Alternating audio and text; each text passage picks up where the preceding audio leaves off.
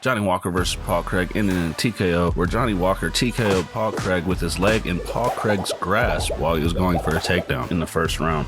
Jessica Andrade won the decision where I think the fight could have been stopped several times against Lauren Murphy. Lauren Murphy was getting absolutely battered from bell to bell. It was a showcase performance for Jessica Andrade. It was bad that Lauren Murphy's corner didn't stop it in my opinion, and the ref had several opportunities to do so. Jessica Andrade took them traps and battered Lauren Murphy and made her look like she had a seafood allergy at Red Lobster. Neil Magny versus Gilbert Burns ended in a finish as well, but unlike the first bout, Johnny Walker versus Paul Craig, the bout ended in an amazing display of Brazilian Jiu-Jitsu as Gilbert Burns finished Neil Magny in the head and arm triangle, making a hefty call-out after the submission victory for Colby Chaos Covington.